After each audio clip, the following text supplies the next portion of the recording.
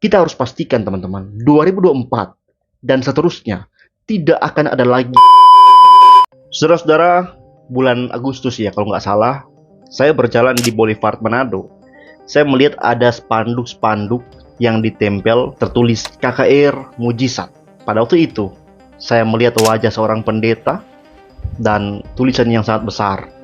Hadirilah KKR Mujizat, KKR kesembuhan ilahi. Saudara-saudara, saya waktu lihat itu, saya langsung teringat satu dosa yang sangat amat bejat yang pernah dikatakan dalam Alkitab. No! Through the laws of the Pope and the doctrines of men, the consciences of the faithful have been miserably vexed and flayed. Will you recant or will you not?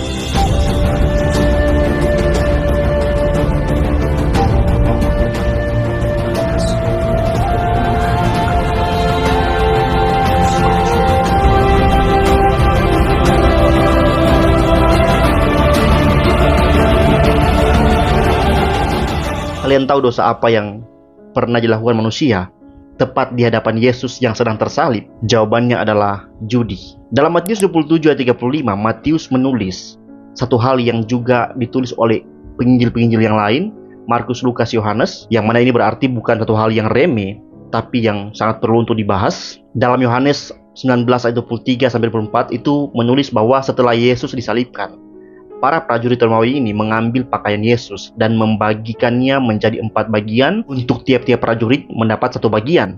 Maksudnya 4 bagian ini adalah ikat pinggang, pakaian luar, pundi-pundi, dan sandal. Masing-masing mendapat 1 bagian.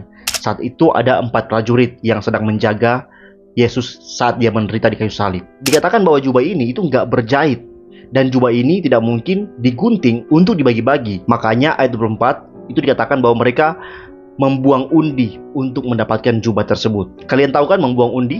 Taruhan. Ini cara perjudian di zaman kuno. Jadi jubah atau pakaian Yesus itu diundi. Siapa yang menang undian atau taruhan, dia yang mendapatkan jubah Yesus ini. Kita mungkin bertanya, kenapa mereka mengundi pakaian Yesus? Itu dikarenakan mereka pernah mendengar tentang cerita perempuan yang 12 tahun sakit pendarahan, yang menjamah jubah Yesus dan sembuh, dan mereka menggunakan judi.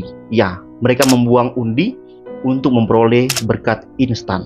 Karena mereka percaya di balik jubah Yesus ada khasiat yang bisa menyembuhkan. Saudara, inilah yang dilakukan oleh para penjudi pada umumnya di hadapan Allah yang hidup. Mereka menginginkan berkat instan dengan cara taruhan. Dan ini bukan saja dosa karena Anda menginginkan kekayaan dengan cara instan, Pak. Tidak. Tapi ini adalah sebuah penghinaan yang luar biasa. Karena Anda menginginkan satu berkat, tapi Anda menggunakan taruhan untuk mendapatkannya. Tapi teman-teman, para pemain judi yang sekarang sedang viral ya, para penjudi online ini, sebenarnya mereka nggak terlalu bejat dibanding dengan para penjudi-penjudi yang bergelar pester dan pendeta atau pendeta mujizat. Ya, sebenarnya sama dengan judi online sekarang. Mereka membuat sistem, ya, game judi online yang akan memenangkan bandar atau orangnya bandar saja. Tapi demikian juga para pendeta mujizat. Ketika mereka membuat KKR Mujizat, sesungguhnya dia sedang mengadakan perjudian bersama seluruh orang yang datang. Cara bermainnya mudah, Pak. Anda datang, mengikuti sesi ibadah, dan kemudian Anda akan didoakan. Tugas Anda adalah percaya saja, dan kalau Anda percaya dengan benar, maka Anda akan mendapatkan jackpot. Anda sembuh dengan instan. Kalau Anda nggak sembuh, berarti ada yang salah dengan cara bermain Anda. Anda pasti kurang percaya, atau Anda akan dikatakan punya keterikatan dosa atau menyimpan kebencian tertentu kepada seseorang. Penjudi online pada umumnya itu nggak pernah sadar bahwa bandar di sistem ini sedang mempermainkan mereka. Para penjudi yakin bahwa mereka bisa menang dan membawa pulang uang banyak dengan cara instan. Ketika mereka kalah, mereka itu nggak akan menuduh bandar curang, tidak. Mereka lebih suka percaya bahwa mereka sedang melakukan suatu kesalahan dalam bermain, atau ya kurang beruntung. Dan pola inilah yang digunakan oleh para pendeta mujizat. Mereka membuka kasino yang bernama KKR Kesembuhan atau Miracle Church. Kalau Anda datang dengan iman, Anda akan diyakinkan bahwa Anda akan sembuh. Bedanya dengan judi-judi online, teman-teman, itu orang-orang yang datang ke KKR Mujizat bukan hanya nggak sadar sedang memainkan sebuah permainan yang sudah disetting oleh bandar mujizat ini. Tapi mereka bahkan percaya bahwa ini adalah suatu pekerjaan Tuhan.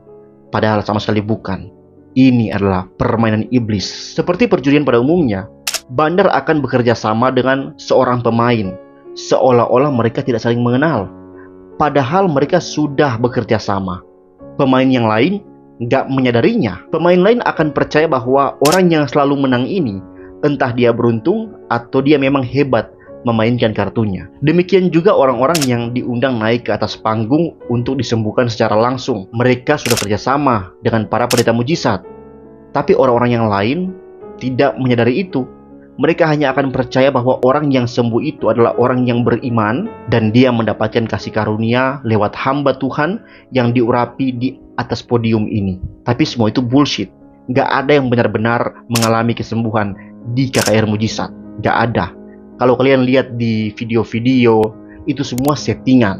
Yang ada di KKR Mujizat adalah pundi persembahan yang kau berikan sesuai kerelaan, tapi yang sudah duluan dikatakan, beri yang terbaik buat Tuhan. Jadi kamu pasti nggak mungkin memberikan 2.000 rupiah, kecuali kamu ya memang orang yang sangat berkekurangan. Teman-teman, katakanlah yang hadir dalam sebuah KKR Mujizat adalah 1.000 orang. 200 orang diantaranya memberi uang pecahan 2.000 rupiah. 300 orang diantaranya memberi uang pecahan 5.000 rupiah. 250 orang di dalamnya memberi 10.000 rupiah. 150 orang memberi 20.000 rupiah. 100 orang memberi 50.000 rupiah. Semuanya di total menjadi 12.400.000 rupiah. Katakanlah yang membuat KKR adalah Gereja Mawar Merah. Gereja Mawar Merah ini dikelola oleh satu keluarga. Dalam satu malam KKR Mujizat, keluarga ini memperoleh uang persembahan sebesar 12.400.000 rupiah. Dan KKR dibuat 3 malam. Maka dalam 3 malam, keluarga ini memperoleh uang sebesar 37.200.000 rupiah. Perjudian berhasil, jackpot buat bandar, jackpot buat pendeta mujizat. Lalu dengan kekayaan itu, mereka dianggap hamba Tuhan yang diurapi, hamba Tuhan yang diberkati. Media yang diundang untuk meliput kegiatan atau KKR ini hanya akan merekam kesembuhan dari pemain-pemain yang mereka tunjuk. Mereka semakin terkenal dan populer sebagai pendeta yang diurapi. Mereka dengan leluasa, tanpa diawasi KPK, tanpa diawasi Badan Pemeriksaan Keuangan manapun, mereka mengadakan KKR Mujizat keliling dari kota ke kota. Dalam 6 bulan, katakanlah mereka mengunjungi 33 provinsi Indonesia dalam 6 bulan jadwal. Kalian kali aja 37.200.000 rupiah dikali 33. Totalnya 1.227.600.000 dalam jangka waktu 6 bulan. Inilah keuntungan perjudian pendeta mujizat. 1 miliar dalam 6 bulan, Pak. Gaji lu berapa sebulan? 10 juta? 5 juta? 100 juta? Gaji atau bisnis apa yang bisa memperoleh 1 miliar dalam 6 bulan? Bisnis mujizat kesembuhan, coy. Makanya saya melihat ada seorang pendeta masih muda ya. Anak pendeta yang sangat terkenal, masih muda. Sangat gencar di Instagram mau promosikan bahwa dia bisa buat mujizat. Dia punya karunia mujizat. Bullshit. Dia tahu hitung-hitungan ini. Dia tahu bahwa dengan KKR Mujizat dia akan kaya raya. Teman-teman, sebarkan video ini. Kirim ke seluruh pengurus gerejamu, sebarkan ke pendetamu, suruh dia nonton dan perhatikan baik-baik apa yang saya sampaikan di sini. Kita harus pastikan, teman-teman, 2024 dan seterusnya tidak akan ada lagi KKR Mujizat dimanapun di Indonesia ini. Kalau lu sakit dan gak bisa lagi disembuhkan, sudah divonis mati oleh dokter, datang ke pendeta di gereja Anda dan minta menopang dalam doa saja. Saya banyak sekali mendengar kesaksian orang yang sudah divonis mati tapi sembuh dengan ajaib tanpa perlu datang ke KKR Mujizat. Yesus mengajar kita berdoa sendiri. Tuhan tidak perlu ditemukan di KKR Mujizat kok. Tuhan ditemukan di dalam doa Anda pribadi, ataupun bersama keluarga Anda, ataupun bersama pelayan-pelayan Anda di gereja di mana Anda berjemaat. Jangan pernah lagi Anda datang ke KKR Mujizat. Jangan pernah lagi. Itu adalah dosa yang luar biasa.